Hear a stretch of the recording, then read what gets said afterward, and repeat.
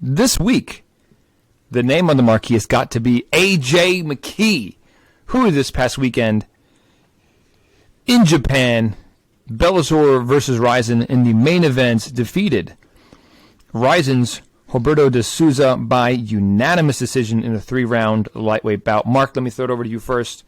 What was your take of McKee getting it done over de Souza and your impression of this very cool crossover event overall? I was going to say real quick, I just want to say how much I loved this event as a whole. I loved the whole vibe of it. It was so nostalgic for me. I loved the way they leaned into the Pride vibes. The intros of all the fighters coming out, where they stood together as Pride used to do before the fights. Even having Morrow on the call. I needed Boss Rutan on the call. That would have been fucking awesome if they brought him back for it. But, yeah, I loved everything about the way they chose to present this event. It felt like I was watching Pride all over again, so that was awesome. As for AJ and de Souza, so I was saying de Souza last week. That's how I've heard it before. They were saying both on the broadcast, so who freaking knows? I feel like Souza is usually the Brazilian pronunciation, but they were saying de Souza more often, so I don't know. Call him Satoshi. But yeah, AJ entering as a samurai, first of all, was pretty dope. That was quite the costume that my man rocked to the ring. But yeah, he did really well in round one. This was a great fight, by the way. I loved this. This is probably my favorite fight on the card, I think. But AJ did real well in round one. He defended perfectly. He was heavy on top. He did damage, and he kind of reminded everyone out of the gate that he can grapple as well. De Souza showed how slick he is, of course. He had a couple transitions that were beautiful, but AJ was ready. He didn't get caught. But then we get to round two, and we get AJ McKee trying to roll through when de Souza was able to slide around and take his back, and he tries to roll out of it from a standing position and lets de Souza wrap him up. And that's exactly why I was afraid to pick AJ McKee, because he does things like that. And trying to roll through when de Souza is on your back standing is not the move in that spot. So shit like that is what made me concerned for AJ McKee. He got himself, in a body triangle. De Souza had his back for whatever it was, 2-3 minutes. He did survive. But it was those kind of things that were making me think, like, man, he could end up in some trouble in this fight. And he flirted with it. And that round was Satoshi's round. He even had some nice moments on the feet in that fight. Or sorry, I should say was his round until the very end. And then AJ finally gets free with like 30 seconds left and lands some monster shots. So I kind of think he stole that one back, thankfully for him, because round three ended up being kind of tight. I'm not sure which way that one would have gone. So it was a close fight overall.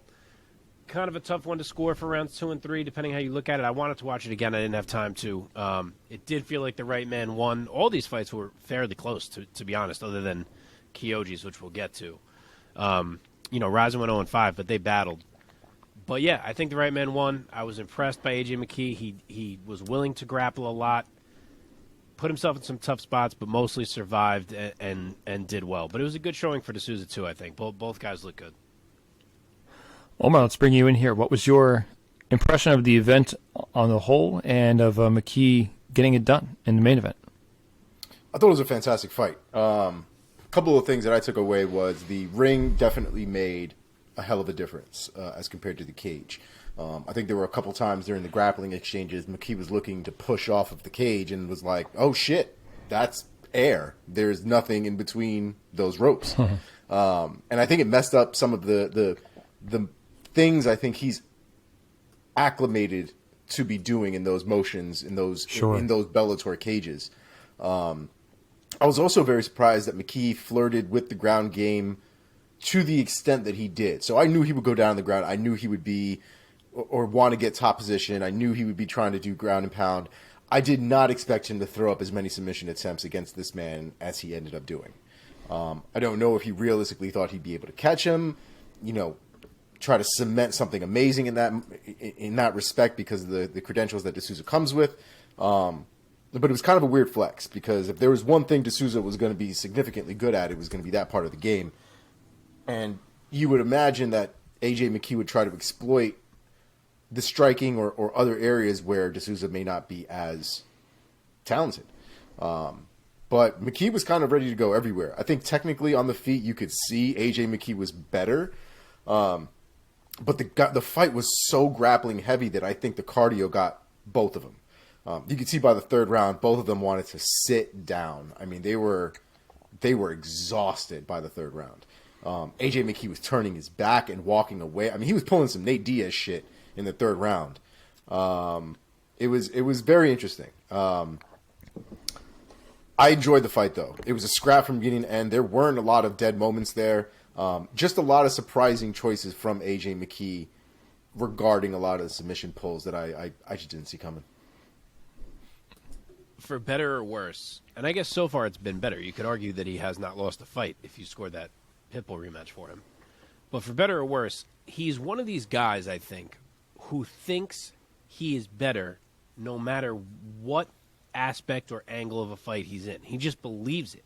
Like, I don't think he cares. Like, if he was in a striking match with fucking Alex Pereira, I think he'd be like, yeah, I can handle it. Like, I just think that's his mindset, that he thinks he's that good everywhere.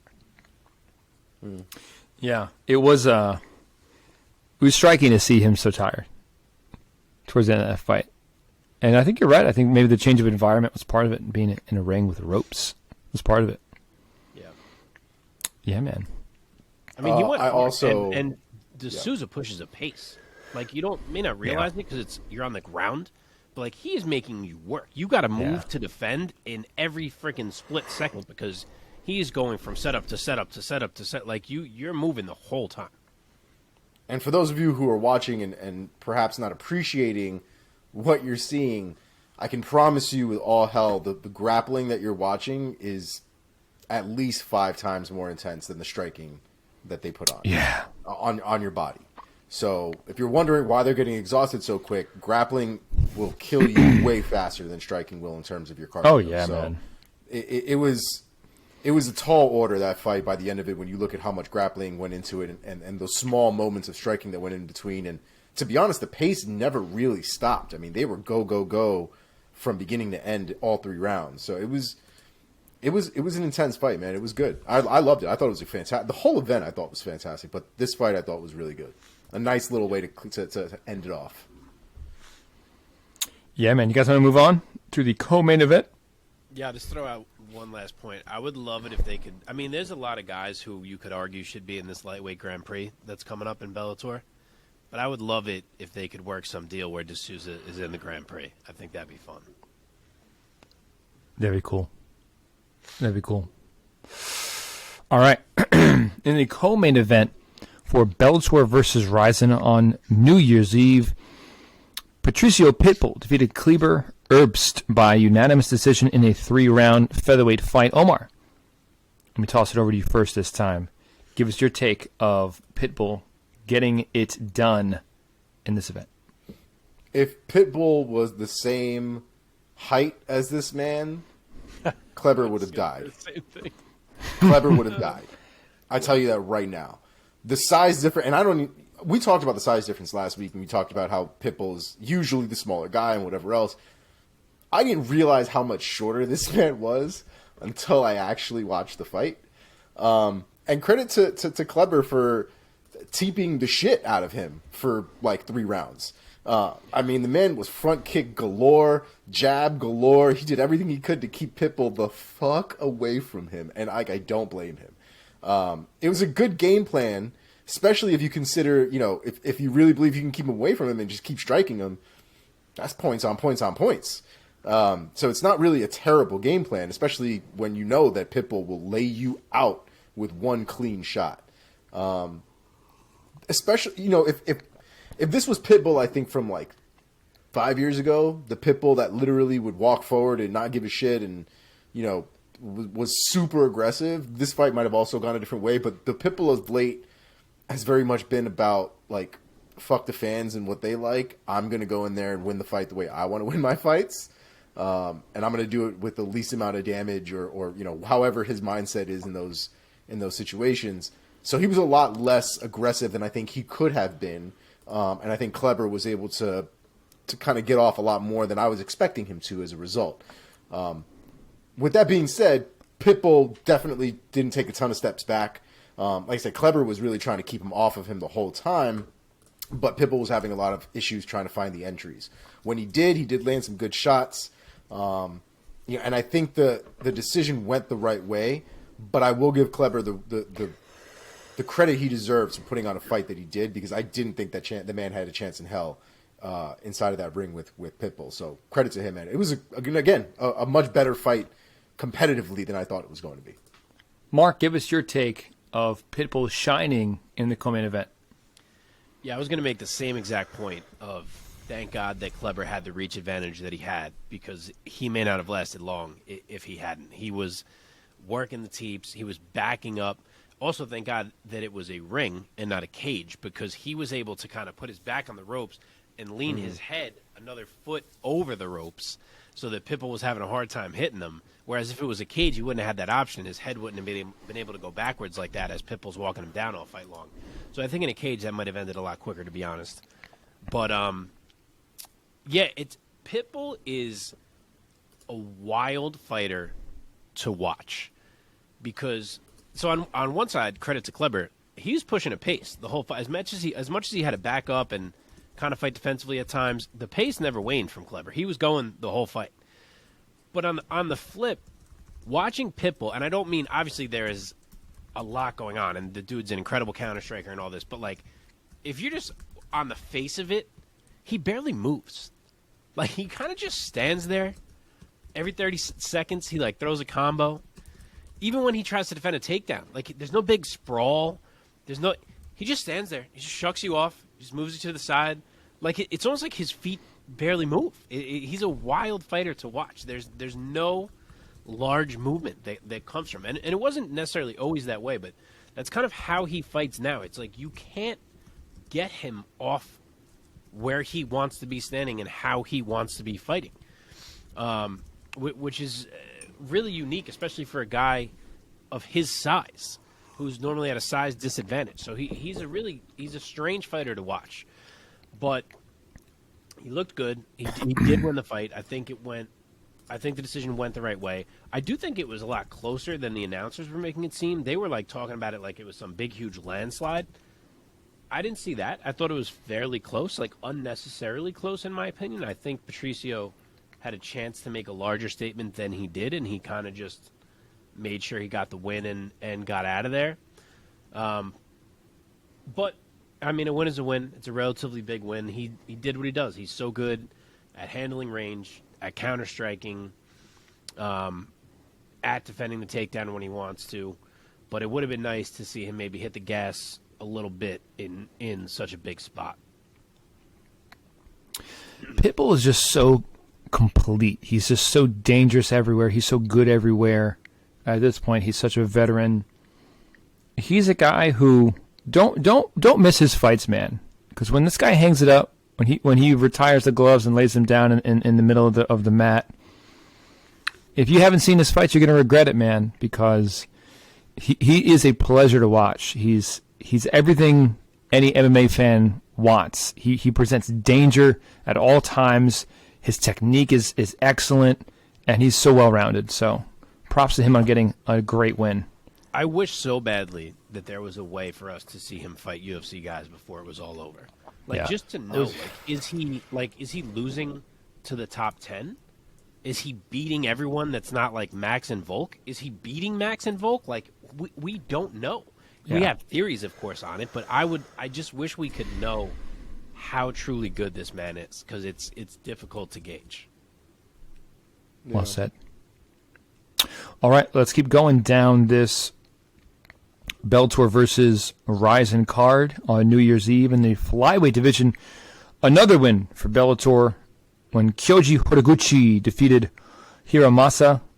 Help me say this guy's name. Ougikubo.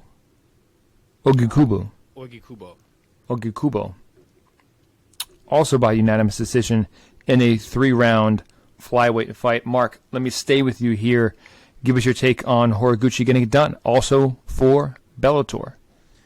So this, as I mentioned, was the one fight on this card that was not very competitive. This thing was all Kyoji Horiguchi. That was the Kyoji that we know and love. Such great movement, so hard to track down in there, impossible to control, delivering strikes with big power for the weight class that he's in. And he fought great. Round one, he looked great all of round one, but then by the end of it, like last 30 seconds of round one, he really beat the shit out of Hiromasa, and the fight kind of changed from there. He really took control of that fight. And I said it last week, Ougikubo just does not have the game to beat Kyoji Horiguchi. He would need everything to break so perfectly for him to find a way to win that style matchup, and it didn't here, just like it hasn't in their previous two fights. I don't think it's a winnable matchup for him. And Kyoji looked great. He fought a really great fight. He hurt Hiromasa multiple times, controlled almost the entire fight, and adds another nice win to his resume. And just as a note, kind of a lot in the fight, Moro and Big John kept discussing how Kyoji is a natural flyweight and how they wish Bellator would add that division. So I don't know if maybe that was a bit of a teaser or if it was just them having a conversation. But if that was something that was coming, that'd be pretty cool. That will be cool. Okay, Omar, give us your take on Horiguchi getting it done.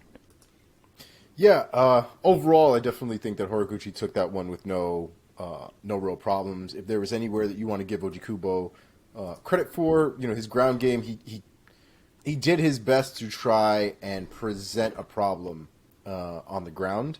That was really where a lot of his entries came from, a lot of his threats came from. But he really succeeded, if anything, at getting control in certain points.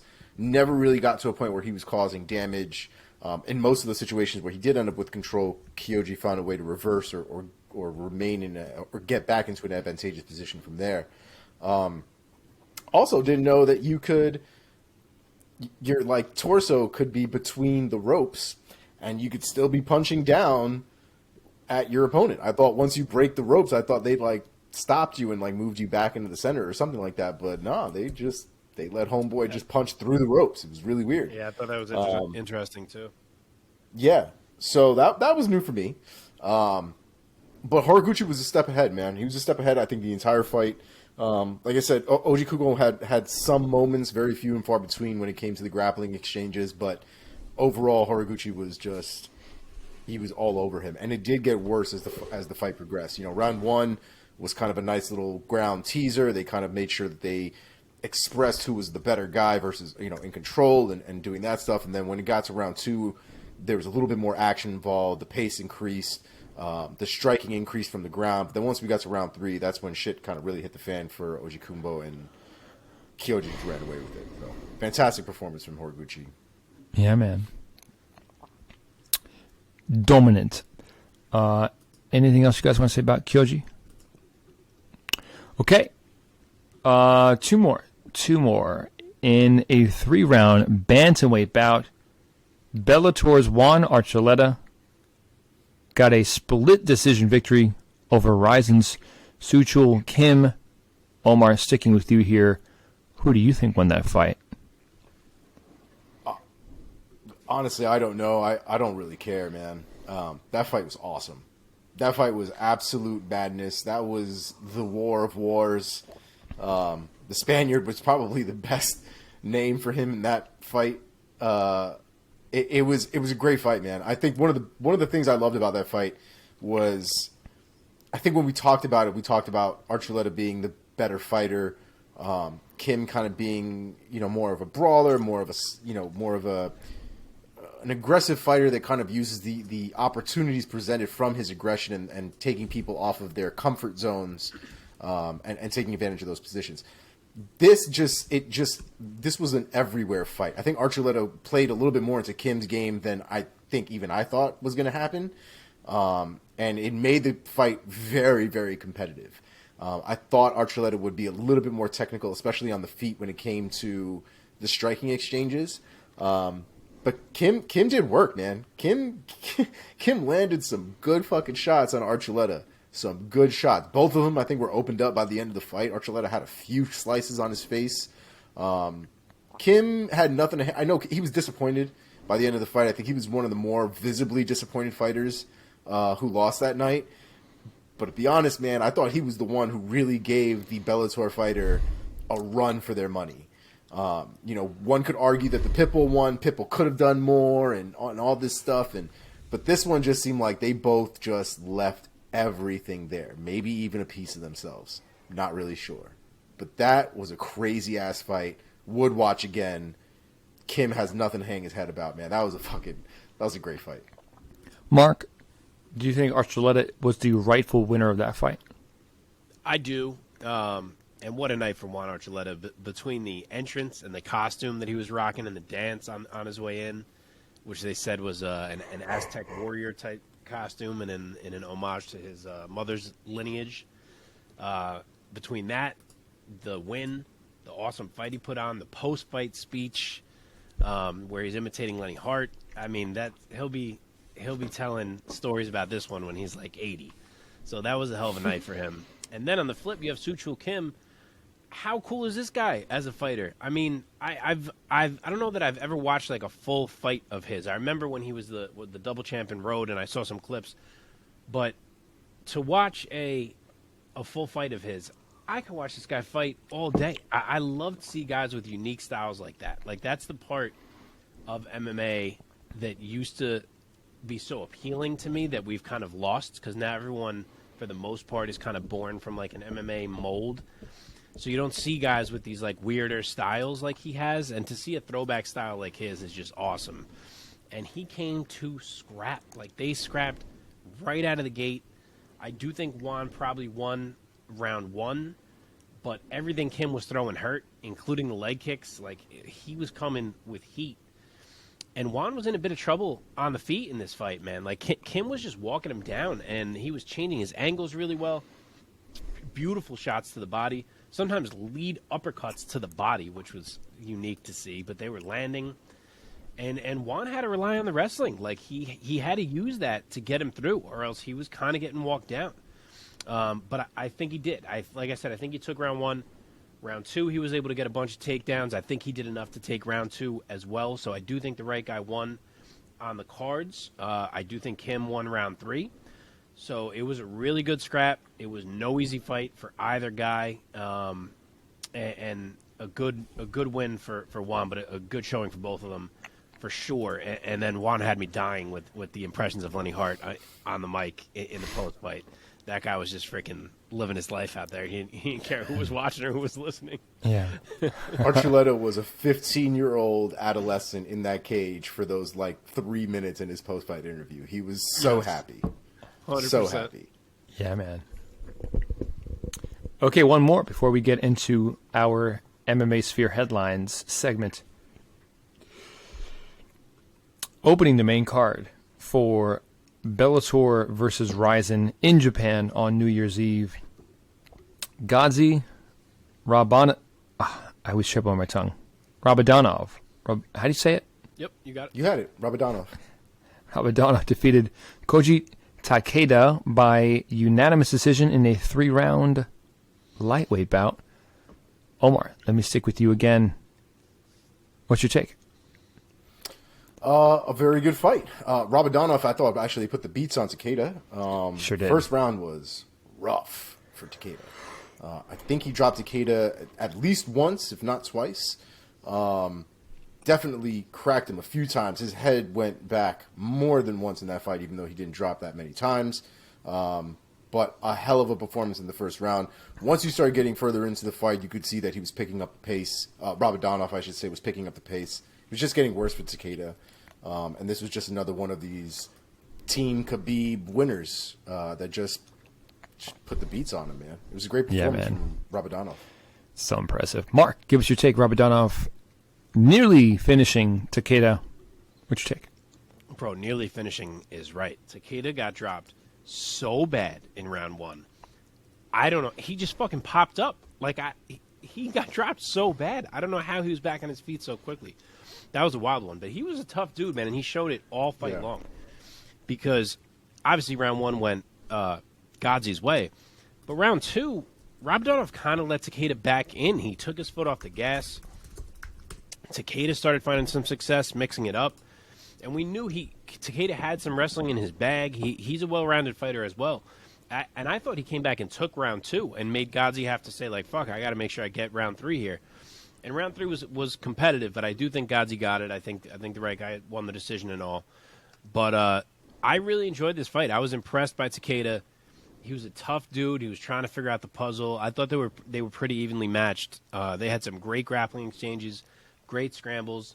You could tell that both guys were not really able to implement the game plan they had hoped that they would. They were nullifying each other a lot in there. So it was a really well-matched fight, and I enjoyed it. But Gadzhi did manage to tough it out and get the W, so he continues to make his name and obviously gets a big spotlight on him in this one. Yeah, man. When he dropped him with that 1-2 and then the knee to the face on the way up, I could not believe that he survived that. Yeah, the knee didn't even face him.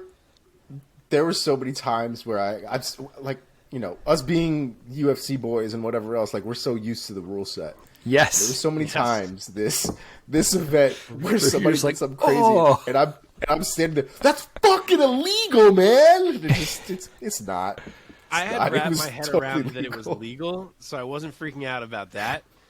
But I still hadn't wrapped my head around like to not be shocked when it happened. Yes. Like every kick, I was like, "Oh!"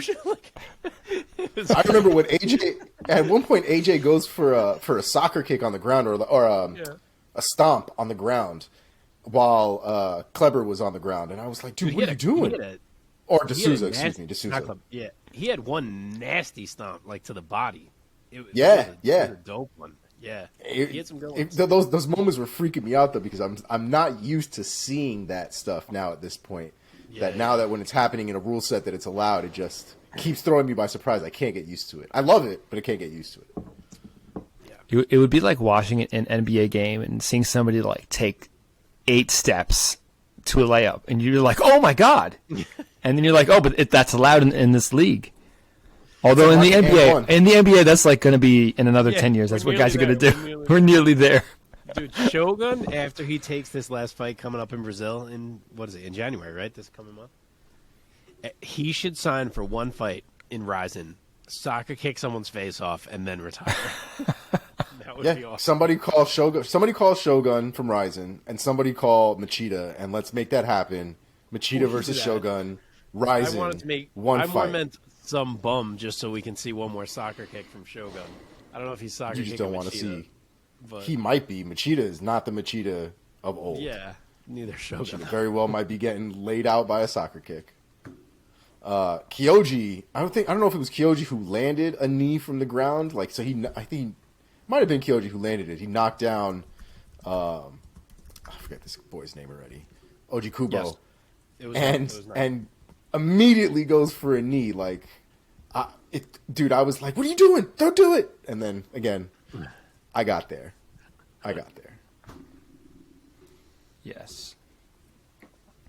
Okay, that does it. Congrats to Bellator for sweeping Rizin in all 5 bouts on this very cool crossover end-of-year card, Bellator MMA versus Rizin FF. You know what? I thought about it. If I was the Rizin CEO, do you think he's upset that he got swept? Not at all, man.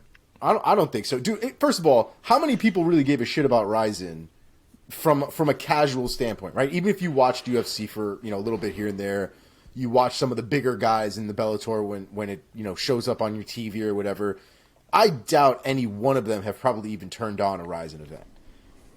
You can't tell me that their fighters didn't get more exposure in this event than they probably ever have since they've started the organization on a mainstream level. Not just an MMA, I'm a fan of MMA, I watch MMA, but from a regular Saturday night kind of sports purpose. Yeah. Bellator and Showtime, I think, really put Rizin on the map with that one. Not to mention, Rizin didn't really get run over. They put on some fucking competitive matches. Yeah. Even the Kyoji Horiguchi one, who we, again, arguably was the most dominant performance of the 5, that was still a hard-fought fight.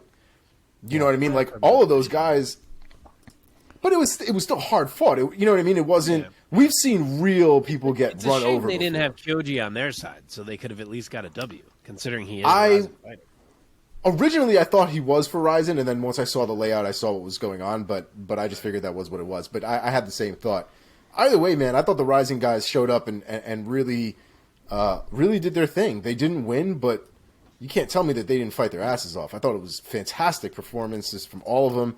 The event itself was fucking awesome. I honestly haven't had that much fun as an event whole, especially from a Bellator production, first of all, because I've said it before, I don't like Bellator productions. I don't really bang with how they do things over there. But this one, tits. I loved it. Yeah, I was going to make a similar point. I was going to say I'm sure it's twofold. Like, I'm sure he is upset. In his mind, I bet he didn't think they'd go 0-5. I'm sure he thought they'd at least get a couple of them. He probably had faith in his own fighters. But because of the way they fought, as Omar said, I think he feels all right about it. Because, say what you want about how close the Kyoji fight was. The others, a lot of people's eyes were open to how good Souza is after how competitive of a fight he had with AJ McKee, people who may not have known him.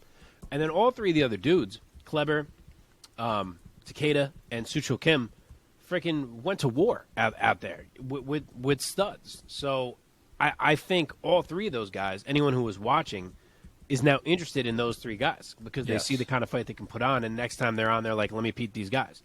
So I think overall it was a win. And then I also think Omar made a great point about the event, because if you're going to put on events like that make people, the older fan, I'm calling myself older. Granted, I wasn't even true Pride era. I went back and watched Pride. There's fans older than us who are true Pride era. But who are going to get those Pride vibes. If you're going to put on events like that, if you're going to do it every New Year's or maybe even twice a year, things like that, and people know that's happening now, you're going to get eyes. Yeah, man. I just want to point out, absolutely. this is why the UFC won't do this. Because imagine, and just for an argument's sake, imagine the UFC goes 0-5. The same way we're talking about Rizin getting something out of still going 0-5. The UFC loses, and loses hard if that would happen to them. There's no, these guys got, as far as I'm concerned, Rizin and Bellator got a win-win out of this event. It didn't really matter if the Rizin fighters won these events, obviously, and at least in my head. Now, had they been ragdolled, all five of them, and didn't show up, and they all looked terrible, and it was to the point where they didn't even look like they should have been in there with the Bellator guys, then we might have a different conversation. That wasn't even close to the case. I think it really ended up would have been bad for them, even if they lost 3-2. I think it would have been potentially bad for them. I think it would have been definitely a different look for sure. But I think it ended up being a win-win for both of them. But it's one of the reasons, if you look at how that event went and the potential of how that event could have gone, this is why the UFC won't ever do it. You'll never see it. Don't hold your breath.